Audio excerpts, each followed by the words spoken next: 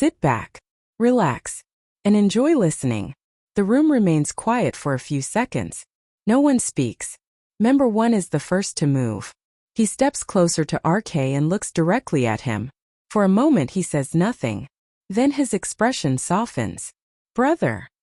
RK raises his eyes. I believe you. The words are simple, but they land heavily. Member 1 continues quietly. I believe that what you're feeling is real. I may not understand everything yet. I may still have my own concerns about her. And I may not be ready to see things exactly the way you do. But that doesn't mean I don't respect your decision. RK simply looks at him. Member 1 gives his shoulder a small squeeze. You chose this. And I respect that choice. A brief pause. Just promise me one thing. RK nods slightly. Don't become so busy taking care of her that you forget to take care of yourself. His voice softens further. You are always the first person to worry about everyone else.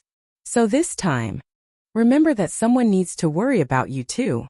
You always notice when someone else isn't eating, isn't sleeping, or isn't all right. This time, remember that you matter too. Take care of yourself as much as you take care of her.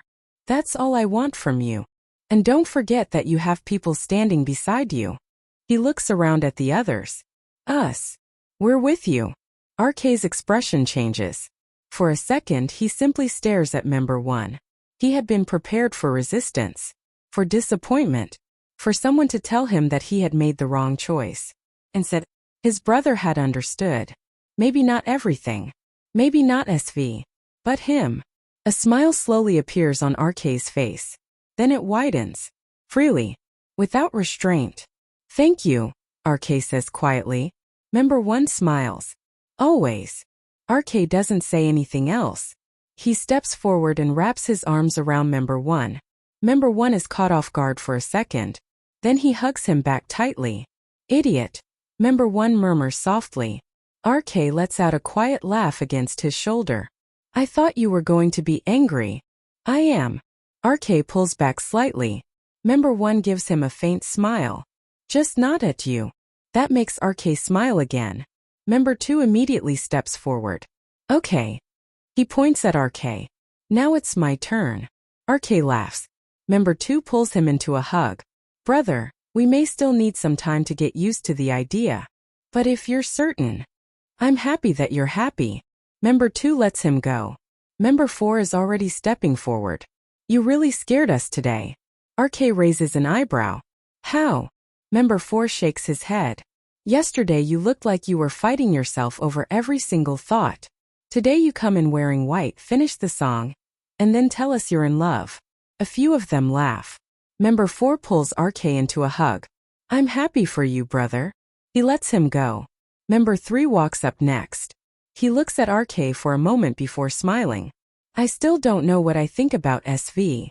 RK gives him a faint smile. I know. But. Member 3 shrugs. I know what I think about you. I trust you. RK's smile widens again. Thank you. Member 5 is already standing nearby, waiting. He shakes his head. Look at you. 5 minutes ago, we were all worried about you. And now we're standing here congratulating you. RK laughs. Member 5 opens his arms. Come here, brother. RK steps into the hug. Member 5 squeezes him tightly. Just don't disappear into your own head again. I won't. Good. Member 5 lets him go. Then everyone looks toward Jill. Jill is standing there with the widest smile of them all. His happiness is almost impossible to hide. RK looks at him. Why are you looking at me like that? Jill laughs. Because I've been waiting for this. RK shakes his head. Of course you have. Jill walks toward him. Didn't I tell you from the beginning? You wouldn't listen to me. He points at RK playfully. You thought you knew everything. RK rubs the back of his neck. You're younger than me. Before RK can say anything else, Member 1 answers for him. You're younger than him. Jill immediately turns toward Member 1. So what? He folds his arms. I told all of you from the beginning. You all kept fighting with me about her. You kept telling me she was wrong for him. You kept saying RK was only feeling indebted to her. I told you to let him breathe. I told you to let him figure it out for himself. But none of you listened to me. The room becomes quieter. Jill looks at RK. It was obvious. Then his expression softens. I was never unsure about you, brother. Not even once. I may have been angry with her. I hated her when she made you suffer. I hated watching what she did to you. But when she saved you from that fire, I understood something. People can pretend to be good when there is nothing at risk. But when death is standing in front of you, people reveal who they really are. And she ran into that fire. She didn't know who would see it. She didn't wait for anyone. She didn't wait for cameras. She didn't stop to protect her image. She just went in. Jill looks at the others. That told me more about her than anything the world had ever said. Member One's expression softens. I think I listened to the world too much. He looks at RK. And I'm sorry, brother. I should have trusted what I saw in you sooner. RK immediately shakes his head. No, brother. It's nothing. I know why you were worried. You just didn't want to hurt me. RK gives a small smile. Honestly, I think I was the one who thought too much about what everyone else believed. Jill smiles. Exactly. A few of them laugh softly. The heaviness in the room finally begins to lift. Member One looks toward Jill. Then a playful smile appears. You liked her from the day she pulled that power move on that BlackRock CEO, didn't you? Jill smiles without hesitation. Of course I liked her. RK looks at him in surprise. Jill immediately raises both hands. Not like that. The room bursts into laughter. Jill points at RK. I mean, she made you suffer. So I had to hate her. Member 3 nearly doubles over laughing. You had to hate her? Seriously, Jill? Jill tries to maintain a completely serious expression. What else was I supposed to do? She made RK suffer, so I had to hate her. That makes everyone laugh even harder. RK shakes his head, laughing now. You are impossible. Jill grins. Maybe. But I was right.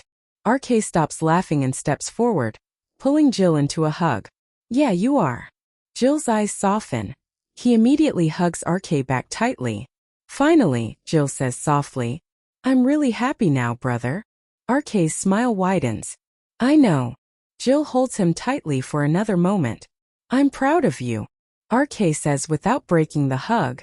Thank you, brother. For always telling me what I was too scared to see. For always believing in me. For standing by me. For understanding me even when the whole world was saying something different. Thank you for reminding me that my choice matters. And that my feelings matter too. Jill immediately pulls back. Enough. RK blinks. Enough, enough, enough. He shakes his head with a playful smile. You said brother and thank you too many times. I didn't do any of that for your thank yous. He pauses. Then his eyes narrow playfully. And I certainly don't do it because I believe everything is a transaction. The room explodes with laughter. Even RK laughs openly. Jill looks at him for a while, taking in his happiness and laughter. He knows how much RK fought that feeling. And finally, RK had stopped fighting. He had simply accepted what his heart had been telling him all along. Jill looks at him quietly, and he thinks, I just hope one day she realizes how deeply you love her, and finally lets herself accept your care without turning it into a transaction or another debt. RK.